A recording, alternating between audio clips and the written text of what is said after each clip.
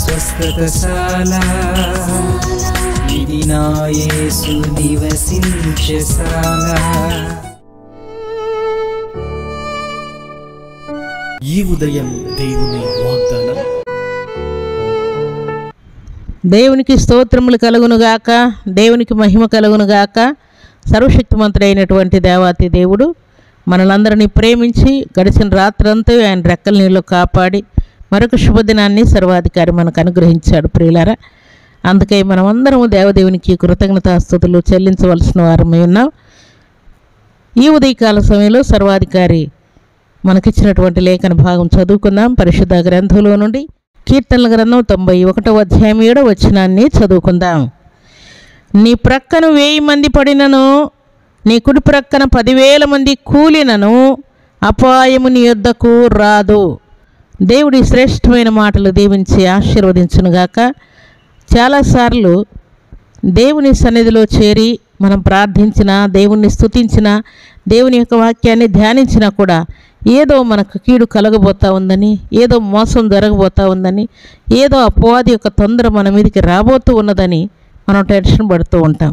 అయితే దేవుడు అంటూ ఉన్నాడు, అది యుద్ధమైనా లేక శత్రువులతో పోరాటమైనా, రోగంతో పోరాటమైనా, ఎటువంటి దరిద్రత అయినా, కేసులైనా దేని వలన కూడా నీకు హాని కలగదని చెప్తూ, నీ కుడి ప్రక్కన 10,000 మంది కూలిపోయినా, నశించినా, నాశనమైనా, యాక్సిడెంట్ అయినా, ఇంకే ప్రాణాపాయం కలిగినా కూడా ఏమంటున్నాడు? అపాయం మాత్రం నీ దగ్గరకు రాదని దేవుడు అంటున్నాడు. దేవునికి మహిమ కలుగునుగాక. అపాయం మాత్రం నీ దగ్గరకు రాదు.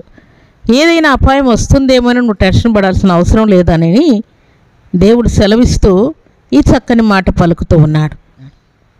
దేవుని సన్నిధిలో చేరినటువంటి దేవుని ప్రజలమైన మనం చాలాసార్లు ఏదైనా మన మీదకి కీడు వస్తుందని, శత్రువులు వస్తున్నారని, ఇంకేదైనా భయంకరమైన పరిస్థితులు వస్తున్నాయని మనం టెన్షన్ పడినట్టుగానే పరిశుద్ధ గ్రంథంలో కూడా భక్తి కలిగినటువంటి వారు, ప్రార్థించేవారు, ప్రభు బిడ్డలైనటువంటి వారు ఎందరో దేవుని సన్నిధిలో ప్రార్థించారు. ప్రియులారు, వారందరి జీవితాల్లో కూడా దేవుడు అపాయం కలగకుండా దేవుడు కాపాడినట్లు వ్రాయబడింది.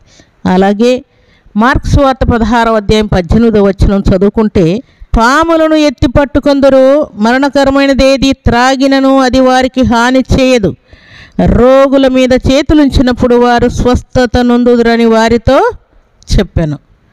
దేవుడి శ్రేష్టమైన మాటలు దీవించి ఆశీర్వదించునుగాక. సర్వశక్తిమంతుడైనటువంటి దేవాతి దేవుడు ఈ శుభదినాన పాములను కూడా మీరు ఎత్తి పట్టుకుంటారు, మరణకరమైనది ఏదైనా మీరు ఒకవేళ త్రాగవలసి వస్తే కూడా దాని వలన కూడా మీకు హాని కలగదని సెలవిస్తున్నాడు. తర్వాత రోగుల మీద మీరు చేతులుంచినప్పుడు కూడా స్వస్థతలు కలుగుతాయి, అద్భుతాలు జరుగుతాయని కూడా దేవుడు తేటగా తెలియజేస్తున్నాడు. మీరు పాములను ఎత్తి పట్టుకుంటారు, ఒకవేళ పామును మీరు తొక్కే పరిస్థితి రావచ్చు, మరణకరమైన రోగం రావచ్చు, చెప్పలేని పరిస్థితులు ఏవైనా వచ్చినా కూడా హాని మాత్రం మీకు కలగదని దేవుడు జ్ఞాపకం చేస్తున్నాడు. దేవునికి స్తోత్రములు కలుగునుగాక, దేవునికి మహిమ కలుగునుగాక. హాని మీకు కలగకుండా నేను కాపాడుతానని దేవుడు సెలవిస్తున్నాడు. కాపాడే దేవుడు, రక్షించే దేవుడు, స్వస్థపరిచే దేవుడు, గాయము కట్టే దేవుడు, విడిపించే దేవుడు, మేలు చేసే దేవుడు మనకుండగా ఇక హాని కలుగుతుందని మనం ఆలోచించాల్సిన అవసరమే లేదు ప్రియులారా.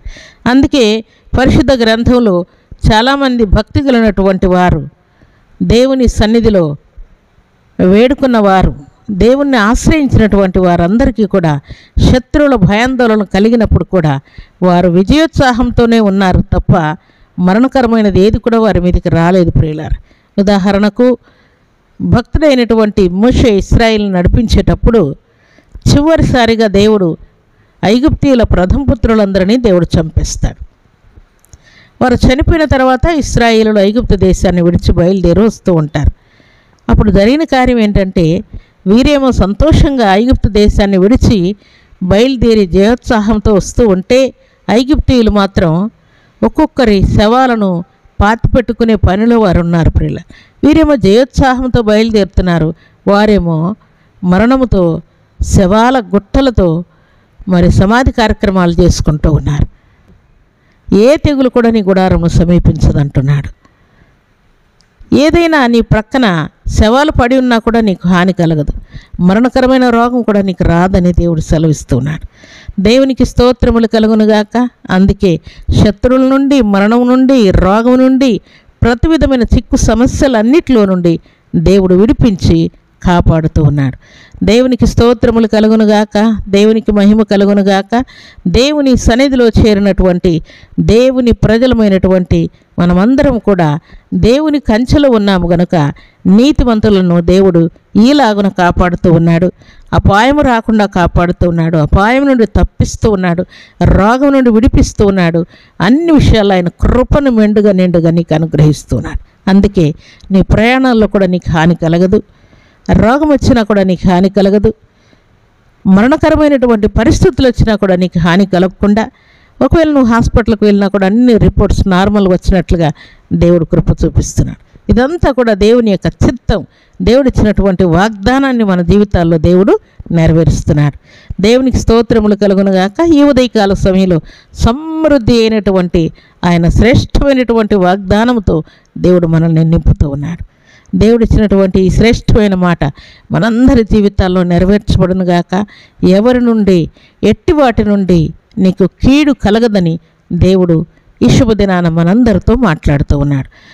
అలాగున ప్రభు సన్నిధిలో చేరిన మనమందరం కూడా ఈ ఉదయకాల దీవెనలు, ఆశీర్వాదములు పొందుకొని దేవుని కొరకు బలమైన సాక్షులముగా ఉండాలని, దేవుడు మన పక్షముగా ఉన్నాడని, అది రోగమైన, అపవాది యొక్క తొందర అయినా ఏదైనా సరే దాని నుండి దేవుడు మనల్ని తప్పిస్తున్నాడని, కాపాడుతున్నాడని పరిపూర్ణ విశ్వాసముతో మనం ఇంకా దేవునికి సమీపస్థులమై, ఇష్టలమై, యోగ్యులమై జీవించాలని దేవుడు కోరుకుంటూ ఉన్నాడు. అలాంటి కృపా భాగ్యం సర్వశక్తిమంతుడు అయినటువంటి దేవాతి దేవుడు సర్వసమృద్ధిగా మనందరికి అనుగ్రహించి ఆశీర్వదించునుగాక. ఆమేన్. ప్రార్థన చేసుకుందాం. భూమి ఆకాశములను కలుగు చేసిన మా తండ్రి, మీకు స్తోత్రాలు. మీరు మాతో ఉన్నందుకై వందనాలు తండ్రి. నీ కుడి ప్రక్కన 10,000 మంది కూలీలను అపాయం నీ యొద్దకు రాదని సెలవిచ్చిన దేవా, మీకు స్తోత్రములు. మీ నామాన్ని ఘనపరుస్తున్నాను తండ్రి, మీ నామాన్ని కీర్తిస్తూ ఉన్నానయ్యా, మీకు స్తోత్రాలు. నిజముగా నా తండ్రి, మీరు సెలవిచ్చిన మాట ప్రకారం నీ ప్రక్కన 1000 మంది పడినను, నీ కుడి ప్రక్కన 10,000 మంది కూలను అపాయము నీ యొద్దకు రాదని వాగ్దానం చేసిన దేవా, నమ్మదగిన దేవా, శ్రేష్టమైన దేవా, శక్తిమంతుడమైన దేవా, మాట ఇచ్చి నెరవేర్చే దేవా, లేని వాటిని ఉన్నట్టుగా పిలిచే దేవా, మీ కోట్లాది వందనములు తండ్రి. ఈ మాటలు మీ బిడ్డల జీవితాల్లో దీవెనకరంగా, ఆశీర్వాదకరంగా ఉండునట్లుగా మహిమ కార్యం జరిగించి మేలు చేయమని, ఎటువంటి హాని, అపాయం మీకు కలగదని మీరు ఇచ్చిన వాగ్దానాన్ని బట్టి కీర్తిస్తూ కనపరుస్తూ ఉన్నాను.